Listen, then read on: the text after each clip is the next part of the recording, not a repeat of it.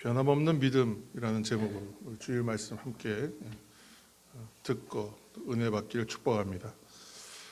오늘 함께 읽은 본문에 위대한 신앙인이 한 사람 등장합니다. 그의 이름은 바로 갈렙입니다. 모세의 인도하에 출애굽한 장정만 60만이 넘는 200만이 넘는 거대한 이스라엘 백성 중에서 출애굽 1세대, 이른바 출애굽 1세대는 출애굽해서 첫 번째 세대를 말하는 거예요. 근데 그 세대 가운데에 정말로 약속의 땅, 가나안 땅에 들어간 사람은 누구였냐? 모세도 들어가지 못했어요. 유일하게 두 사람입니다. 여호수아와 갈렙. 이 두 사람만 1세대의 대표로 들어갔습니다. 무엇이 그러면 이들의 운명을 갈랐는가? 굉장히 중요한 성경의 포인트라고 우리가 주제라고 생각합니다. 그것은 길이 달랐다는 거예요. 우리가 지금 계속해서 영성적 사람은 어떤 사람입니까? 라고 이제 했을 때에 내 눈앞에 있는 길의 좋고 나쁜 것을 판별하고 분별하는 것이 아니라 이 길이 최종적으로 어떤 길이냐를 보는 것, 그 길의 끝에 무엇이 있는지를 보는 것, 그 사람들이 바로 스피리추얼, 영성적 사람이다 라고 얘기했습니다. 그것처럼 갈렙과 여호수아와 또 나머지 사람들, 출애굽 1세대 달랐던 것은 한 가지예요. 길이 달랐다는 거예요.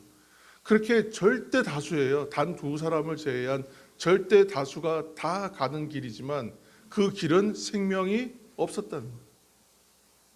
어떻게 보면 굉장히 두려운 이야기죠. 바로 갈렙이 믿었다는 것입니다. 믿었다. 하나님을 신뢰하는 믿음으로 인하여 그는 가나안 땅에 들어갈 수 있었습니다. 오늘 이제 그렇게 얘기할 수 있는 것이죠. 갈렙에 대해서 우리 지금 짧은 말씀이에요. 사실은 한 10절 정도 되는 말씀. 근데 이 본문을 읽으면서 갈렙이 어떤 사람이 사실 우리는 그 면목을 알 수 있습니다. 저는 여호수아 14장 다시 한번 읽으면서 받는 도전이 있었는데 그것은 바로 담대하다. 굉장히 당당하다. 위축되는 것이 없구나. 거침없다. 사도행전 이제 끝 마지막 절에 보면 거침없이 담대하게라는 두 표현이 나오거든요. 그러니까 굉장히 이럴 수밖에 없는 이유, 또 이럴 수 있는 이유가 뭐냐? 무엇이 그의 근거였냐? 오늘 이제 살펴보는 것입니다. 담대함이란 말, 당당함이란 말은 어찌 보면 두려움이 없다는 것이잖아요. 두려운 것이 없다. 걸림이 없다는 거예요. 용감하다는 뜻이잖아요. 그러면 갈렙의 믿음의 담대함이 무엇에 근거하고 있기 때문에 그렇습니까? 오늘 이제 이야기의 배경을 간단하게 살펴야 되겠죠. 여러분 잘 아시는 이야기지만 이스라엘 백성들이 가나안 땅에 들어가기 위해서 요단을 건너야 됩니다. 요단강을 건너야 되는데 이 요단을 건너기 전에 그 가나안 초입이 바로 가데스 바네아라는 이름으로 불리는 곳이 있었단 말이에요. 근데 이들이 들어가기 전에 이미 요단 서편, 요단 서편으로 건너가야 되는데 요단 동편이죠. 그러니까 요단 동편의 땅들을 이미 차지했었어요. 일부 지역을. 두 지파 반이 이제 그 땅을 차지하기로 했고, 그리고 이제 요단 건너서 이제 요단 서편의 땅, 아직 점령하지 않았을 때예요. 그런데 요단 동편 서편 다 합쳐갖고 전체 그림을 그린 다음에 그 땅을 12지파에게 땅 분배를 합니다. 이른바 땅 분배의 시간이었어요. 이때에 갈렙이 백성들 앞에서 갑자기 나타난 거예요. 나타나서 여호수아 지도자였던 모세의 뒤를 이어 지도자로서 있는 여호수아 앞에 와서 자기 주장을 한 거예요. 한 가지 요청사항을 가지고 앞으로 당당히 나왔다는 것입니다. 그 내용은 뭐냐면 다른 것이 아니에요. 헤브론 땅을 내게 달라는 거예요. 이 산지를 내게 주소서. 굉장히 유명한 그 표현을 하고 있는 거예요. 본래 이스라엘의 땅 분배에는 원칙이 있습니다. 이 원칙은 깨트릴 수 없는 원칙이에요. 뭐냐면 주장할 수 없다는 거예요. 왜 그렇습니까? 하나님이 주시는 대로 받는 거예요. 그런 의미에서 땅 분배의 원칙을 뭘로 했냐면 제비뽑기를 했습니다. 제비뽑기. 하나님 뜻에 맡기는 거예요. 그래서 하나님께서 주시는 대로 받는 거예요. 그런데 그렇게 따지면 갈렙의 행동은 그 원칙과 맞지 않는 것이죠. 자기가 나와서 특정한 땅을 달라고 요구했으니까 이거 어떻게 보면 원칙에 안 맞는 거잖아요. 그래서 잘 역사를 모르는 사람들이 보았을 때는 굉장히 오만하거나 굉장히 무모해 보일 수 있는 행동과 요구였다는 것입니다. 오해될 수 있었습니다. 그런데 갈렙은 하나님께서 주신 약속을 지금 몇 년이라면 45년의 세월을 놓고 이야기합니다. 하나님께서 약속하셨다는 거예요. 그거 언제 가데스 바네아에서 있었던 그때에 그 사건, 옛날에 한 사건을 얘기하는 거예요. 근데 가데스 바네아는 어떤 지역이냐면 우리가 잘 아는 가나안 땅을 정탐하는 12 정탐꾼 이야기의 배경이 되는 장소입니다. 각 지파별로 한 사람씩 총 12명의 대표를 뽑아가지고 그 땅을 탐지하겠어요. 40일 동안 정찰을 구석구석 했습니다. 민족을 대표하는 사람들이 갔고 지도자들이 갔으니 얼마나 잘 봤겠어요. 그렇게 보고 와서 그 땅의 실정을 보고했어요. 그런데 12명 중에 10명이 아주 부정적으로 말했습니다. 그 땅은 너무나 좋은 땅이라는 거예요. 그 땅의 진짜 열매가 엄청나게 탐스럽고 이렇게 좋은 땅이 없습니다. 그랬어요. 사람들이 처음에 얼마나 환호했겠습니까? 그런데 그 다음에 이어지는 보고가 아주 그냥 충격적이었어요. 그 땅의 문제는 그 땅을 이미 차지하고 있는 거류민들이 있는데 그들은 안악자손이라고 대표되는 사람들, 안악자손이라고 불리는 사람들, 그 사람들 앞에서 우리를 비교해 보니까 우리는 그 앞에 서니까 정말 메뚜기 같더라. 보잘것 없어지더라. 도저히 상대가 안 되겠더라. 이제 이런 말을 한 거예요. 그러니까 백성들이 그 말을 듣고는 너무나 크게 실망하고 낙심하고 낙담하고 절망합니다. 그러면서 하나님이 우리를 굳이 죽이시려고 애굽에서 이끌어내요. 여기까지 끌고 오셔서 여기서 죽이시려고 우리를 부르셨냐. 이런 말들까지 막 서슴없이 할 만큼 부정적인 말과 절망의 말들을 했어요. 낙심하고 원망했어요. 그러나 그 가운데에서도 그 분위기가 그렇게 가면 거기서 아닙니다 라고 말하기 굉장히 어려운데 그럼에도 불구하고 모두가 예스라고 하는데 no, 모두가 no라고 하는데 예스라고 말하는 두 사람, 여호수아와 갈렙이 있었다. 하나님의 약속이 있지 않느냐는 거예요.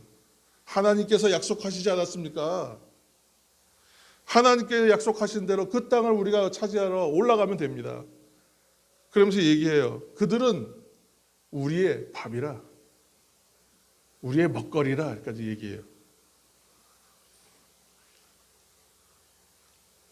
근데 그들의 의견들이 어떻게 됐겠습니까? 절대 다수에 의해서 묻혀버렸겠죠. 묵살됐어요. 하나님께서 결국은 이 백성들에 대하여 진노하셔서 그 결과가 뭐냐면 출애굽 1세대가 이 두 사람을 제외하고 누구도 약속의 땅 밟지 못하는 비극적 결말이 일어났다는 것입니다. 오직 두 사람 여호수아와 갈렙만이 약속의 땅 가나안에 들어가는 특권을 누리게 됩니다. 성도 여러분, 갈렙은 자신이 정탐했던 그 헤브론 땅을 주시겠다고 하는 약속하신 그 하나님의 약속을 믿었습니다. 하나님을 믿었으니까 하나님의 말씀도 믿었죠. 그리고 중요한 건 뭐냐면 기억했어요. 구약 성경에 나오는 전 여러 중요한 단어 중에 하나는 뭐냐면 기억하다, 기억하다. 아무리 좋은 말씀도 내가 기억하지 않고 내가 담아내지 않으면 아무 영향력이 없어요. 그런데 내가 기억하고 그 말씀을 담아서 하나님께서 나에게 주신 말씀으로 여러분 믿고 붙잡으면 역사가 나타납니다.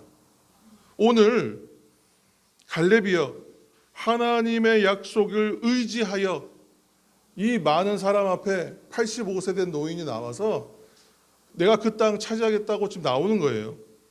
요구하는 것입니다. 사랑하는 여러분, 갈렙이 하나님의 약속의 말씀을 마음에 담고 몇 년을 기다렸다고요? 45년이래요. 45년. 여러분 45년.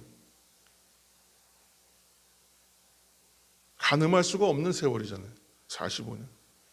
오늘 본문 전체를 읽어보면 갈렙이 얼마나 하나님 말씀 새겼는지 얘기를 들어보면 자기가 얘기하고 있지만 계속 하나님 여호와 이렇게 의지해서 얘기해요.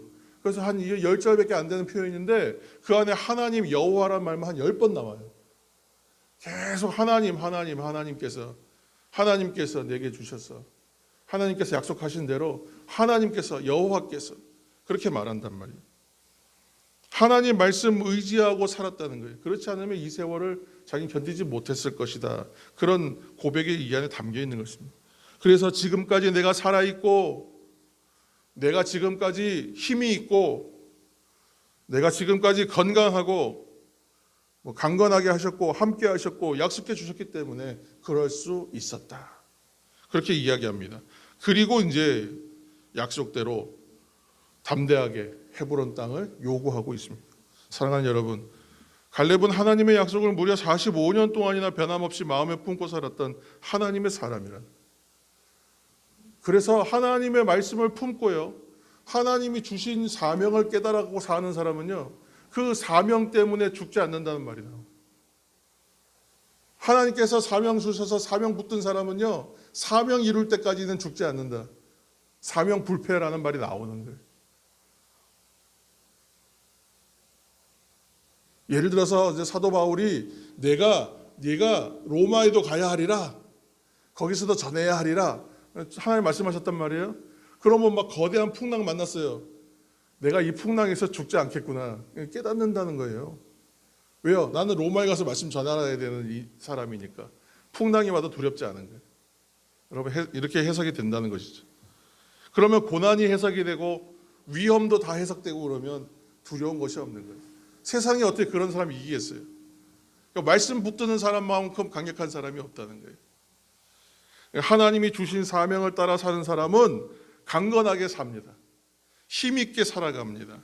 그것을 증명해 보이는 것이 바로 갈렙의 인생이에요. 우리가 생각하기에 45년 동안이나 그냥 어떻게 보면 하나님의 약속은 받았지만 그냥 45년 허송세월한 거 아닙니까? 그가 45년 동안을 살면서도 사명 붙들었기 때문에 강건하게 살고 힘을 잃지 않고 살았다. 언제든지 싸울 수 있고 언제든지 출입할 수 있는 사람의 상태로 살아냈다는. 어떻게 보느냐에 따라서 전혀 인생은 다르게 보일 수 있습니다. 소나무 있잖아요, 소나무. 우리가 애국가 부를 때 남산 위의 저 소나무처럼 그 높은 산에 소나무 한 그루가 어떠한 바람에도 시련에도 고고하게 서 있어요. 그래서 독야청청 그런 표현 쓰잖아요. 계절, 기후, 날씨 상관없이 홀로 푸르고 또 푸르다. 독야청청한다 그러죠. 그것이 바로 어찌 보면 넌 사명받은 사람이니까 닮았다라고 생각해요. 하나님의 약속을 믿음으로 하나님의 말씀을 마음에 담고 살아가는 삶과 똑같다. 닮았다. 아름답다는 거예요, 그 삶이. 그 사람은 85세 노인이라도 청년처럼 사는 거예요. 푸르게 사는 거예요. 사랑하는 성도 여러분, 갈렙과 같은 담대한 믿음의 사람, 말씀 붙드는 사람 되시기를 이 시간 축복합니다. 나이나 상황 상관없어요. 조건 상관없습니다. 독야청청한 신앙의 삶을 사시기를 예수님의 이름으로 축원합니다. 어떻게 그럴 수가 있는가? 갈렙이 믿었던 하나님이요, 우리가 믿는 하나님과 같은 하나님입니다. 갈렙이 아버지라고 부르고 하나님이라고 불렀던 그 하나님이요, 우리가 아버지라 부르고 하나님이라고 부르는 그 하나님과 같은 하나님이라. 오늘 본문 10절 말씀 보면 갈렙의 나이가 몇 살이라고 증언합니까? 85세였다. 85세. 그러나 갈렙을 보면요, 85세가 찍어놔요. 85세라는 나이가 무색해지는 그 나이를 뛰어넘는 담대함과 당당함이 그에게 있다는 거예요. 물론 갈렙에게 이 외모나 겉으로 보았을 때는 청년기에 보일 수 있는 그런 젊음, 그런 푸르름은 보이지 않았을지도 모릅니다. 그러나 그 중심에는 어때요? 그 중심에는, 그 마음속은 뜨겁게 불길이 타오르고 있어요. 그 중심에는 뜨거운 믿음의 불꽃이 살아있어요. 하나님의 뜻을 품고 주신 감동을 실천합시다. 저기 이제 뒤에다가 여러분 신청하신 8분만 일단 붙였는데, 하나님이 주신 감동 한 가지 실천합시다. 여러분, 말은 되게 단순해 보이지만 불꽃을 살리자는 이야기 아닙니까, 여러분? 하나님께서 마음에 불꽃을 주시면 그 불꽃을 꺼트리지 마십시오가 똑같은 얘기 아니에요? 불꽃이 살아나야 되지 않겠어요? 가만히 있으면 사그라질 수밖에 없으니까 움직이는 거예요. 실천하는 거예요. 행동하는 거예요. 순종하는 거예요. 또 한 번 새기는 거예요. 하나님 감동 주옵소서. 기도했더니 다시 한번 일어나고 다시 한번 일어나는 거예요. 그랬더니 쓰러지고 무너질 수밖에 없었던 나의 인생의 삶의 모습이 되살아나는 역사가 있었습니다. 여러분, 간증할 수 있게 되는 것입니다. 하나님의 뜻을 품고 주신 감동을 여러분 실천하셔서 갈렙과 같은 사명자로 살고 뜨거운 믿음으로 사셔서 나이를 초월한 믿음의 청년기를 사시는 성도들 되시기를 이 시간 예수님의 이름으로 축복합니다. 오체불만족으로 알려진 오토다케 히로타다의 이야기를 예전에 한 적이 있어요. 일본인입니다. 유전적 질환이 있어서 태어날 때부터 사지가 없는 채로 태어났어요. 선천성 사지 절단 상태예요. 그런데 이분이 자신의 삶을 개척해 나가는 삶을 살고 한 사람의 인간으로서 너무 당당하게 살고, 뭐 이런 분, 닉 부이치치나 뭐 이런 분도 있습니다. 레나 마리아도 있고, 여러분 많은 분들이 소개됐는데 공통점은 뭐예요?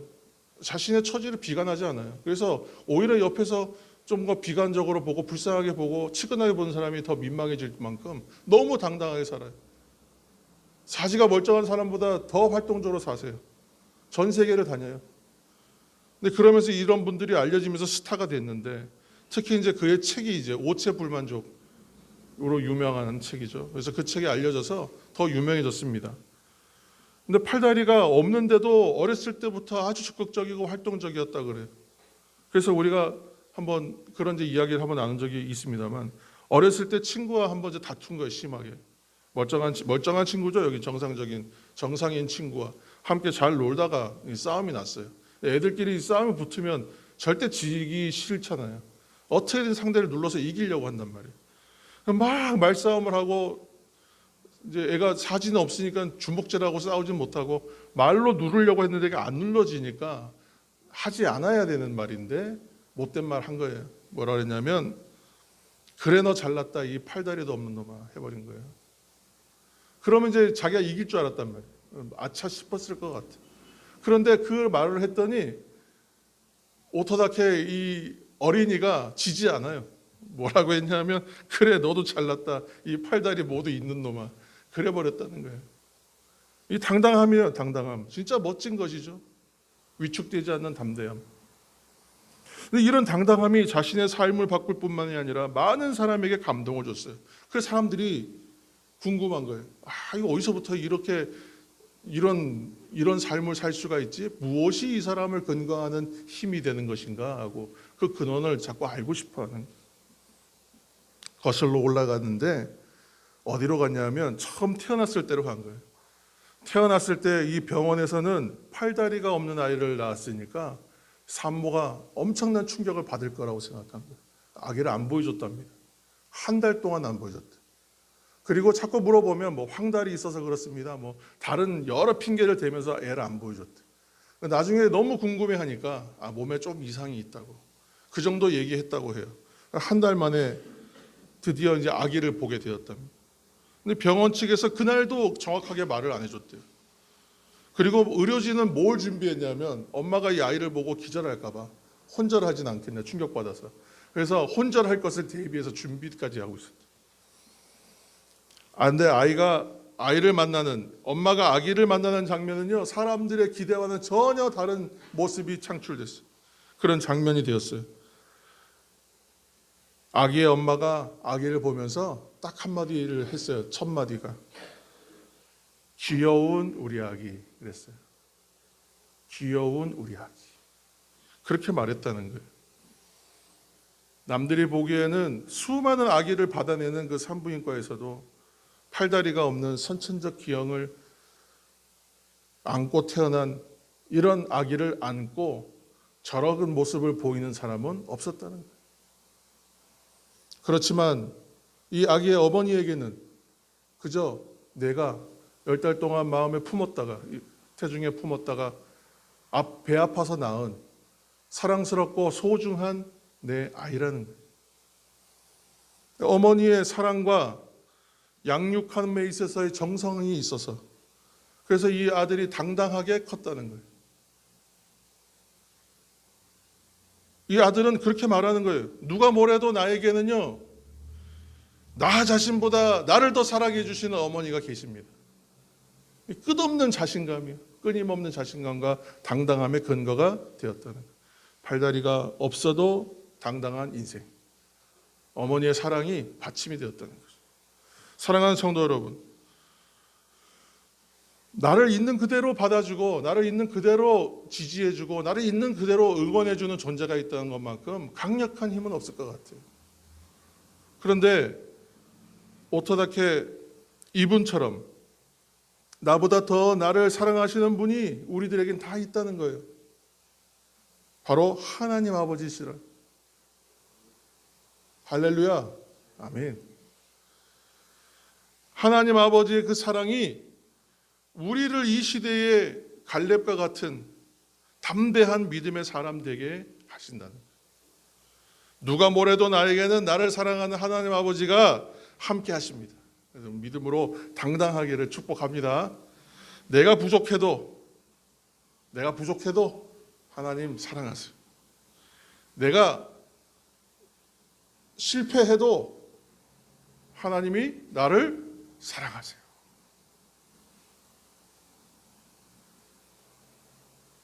하나님의 아버지의 사랑이 우리를 지켜요. 그래서 우리가 어떠한 상황에서든 담대할 수 있어요. 그리고 그 하나님이요, 전능하신 아버지세요. 최고의 최고. 요한복음 1장 12절 말씀 화면 한번 보시겠습니다. 우리 이 말씀 없어도 힘이 나는데 이 말씀까지 있어서 더 좋습니다. 1장 12절 말씀 한번 함께 읽겠습니다. 영접하는 자 곧 그 이름을 믿는 자들에게는 하나님의 자녀가 되는 권세를 주셨으니 아멘. 예수님을 믿는 우리들은 모두 하나님의 자녀입니다. 그것으로 충분하거든요. 그런데 중요한 게 또 한 가지 더 있어요. 하나님의 자녀가 되는 권세를 주셨다. 권세. 하나님의 자녀가 된다는 것은 우리에게 강력한 힘이 있다는 뜻이에요. 오늘날 많은 그리스도인들이 하나님의 자녀라는 것은 알고 있어요. 물론 저는 알고 있는 것과 믿는 것은 좀 다르다고 생각해요. 큰 차이가 있다고 생각해요. 그러나 안다라는 말에는 믿는다도 포함해서 지금 얘기하고 있습니다. 그러니까 하나님의 자녀가 된다는 것은 알고 있어요. 그러나 이 세상을 살아가는 우리들에게 그 하나님의 자녀됨이 권세가 된다, 힘이 되고 능력이 된다는 것은 잊어버려요. 이걸 자꾸 분리시킨다고. 세상을 만드신 하나님께서요, 우리 아버지가 되신다고요. 이거 뭐 더 얘기할 것이 있겠습니까? 이것을 믿으시기를 축복합니다. 겁낼 필요가 없다는 거예요. 그럼 어떤 이유로도 어떤 일로도 절망하거나 낙심할 이유가 없어요. 세상의 현실은 우리를 힘들게 합니다. 언제나. 왜요? 내 힘으로 안 되기 때문에. 내 힘으로 안 되는 일이 너무 많아요. 내 힘으로 할 수 없는 일이 많고 남들보다 더 많이 쌓고 더 많이 가졌어도 해결이 안 되는 일이 투성이에요. 그러니까 세상의 현실을 만나면 두렵죠. 힘들죠. 그러나 혼자가 아니라는 거예요. 내 힘으로 하는 것이 아니에요. 그러니까 괜찮은 거예요. 하나님 우리와 함께 하신다는 것입니다. 우리에게는 하나님의 자녀가 된다, 하나님의 자녀가 되는 권세가 있다. 그 아버지 하나님이 나의 모든 것을 책임져 주신다는 그 믿음을 가지면 어깨를 필 수가 있는 거예요. 여러분, 이 세상에서 당당하게 살아야 됩니다. 그런 사람들을 담대한 그리스도인이라고 부를 수 있는 거예요. 이 본분이기도 합니다. 본분. 마지막으로 오늘 본문 12절 보시면 갈렙이 요구했던 헤브론은요, 그냥 버려져 있는 땅이 아니었어요. 맹지도 아니었어요. 거기에는 누가 살고 있냐면 아낙 자손이 살았어요. 기럇 아르바라고 불렀다고 해요. 아르바는 아낙 자손 중에서도 강력한 존재로 알려져 있어요. 그런 곳이었다는 거예요. 그래서 아무도 못 가는 곳이었어요. 사실은 헤브론 점령하기 힘든 곳이라고 해서 아무도 안 가려고 하는 곳이었어요. 아낙 자손들은 오늘날 거인족이라고 불리는 사람들. 여기에 대한 연구들이 좀 있더라고요, 보면. 근데 골리앗 같은 사람들, 그죠? 블레셋에 있는 대표적인 거인족들에 해당하는 사람들. 우리의 상상을 초월하는 존재들입니다. 근데 마지막 남아있는 거인족들이 있는 곳이었다는 것이죠. 40년, 45년 전 가데스 바네아에서 10명의 정탐꾼들이 부정적인 전망을 한 이유, 이 아낙 자손들 봤기 때문에 얼마나 놀랐겠어요. 여러분, 6.25 전쟁, 6.25 한국 전쟁 때 우리 국군들이 속절없이 초반에 밀렸던 이유가 뭡니까? 전차 때문에. 전차를 만나본 적이 없는 거예요. 근데 뭐 M1 소총 이런 거 들고 어떻게 전차랑 맞추겠어요? 그냥 밀릴 수밖에 없는 거예요. 나중에 요령이 좀 생기니까 상대도 했지만 그래서 사람으로서 할 수 없는 일 아닙니까? 근데 지금 아낙 자손을 봤을 때 얼마나 큰 충격이었겠어요. 그런데 갈렙은 그 땅을 45년 동안 품었어요. 왜요? 헤브론에 누가 살고 있는지 하나도 안 중요해요. 그들이 얼마나 강력한지 중요하지 않아요. 그게 중요한 것은 뭐냐면 하나님이 약속하셨다는 거예요. 하나님이 하신다 그러면 됐다는 거예요. 하나님이 하신다 그러면 된다는 것입니다. 그 땅을 주시겠다고 약속하신 하나님이 나와 함께 하시면 그 누구와 싸워도 이긴다. 질 이유가 하나도 없어요. 확실하고 변함없는 믿음이 있었기 때문에. 다시 한번 정리하면 헤브론 땅이 정복하기 쉬웠느냐? 아니었다. 그 땅이 그러면 특별히 더 비옥하고 좋은 땅이었습니까? 그렇지도 않아요. 단 한 가지 이유예요. 하나님 약속 때문에. 그 약속을 변함없이 믿었기 때문에 헤브론을 요구합니다. 그리고 허락을 받아 실제로 그 땅을 나가서 싸우고 그 땅을 차지해요. 여호수아 이제 15장 여러분 말씀 나중에 집에 가서 한번 읽어보시기 바랍니다. 읽어보시면 갈렙이 이제 승리하여 그곳을 차지해요. 땅을 차지하는 이야기. 성도 여러분, 전쟁은 하나님께 속한 거예요. 우리가 기도해야 하는 이유가 뭐예요? 기도하는 이유가 우리가 기도하지 않으면 내 일이에요. 내가 해야 돼. 근데 우리가 기도하면 하나님이 일하세요. 하나님의 일이 돼요. 여러분, 문제와 고난이 있습니까? 내 삶에 나를 이렇게 앞에서 맡고 있는 아낙 자손들이 있습니까? 그러나 그 자리에서도 이미 하나님이 우리와 함께하고 계신다. 여러분, 눈을 들어서 내 눈앞에 지금 보이는 그 문제를 보지 말고 문제 너머를 보십시오. 그러면 하나님 보고 계신다. 겁나지 않아요.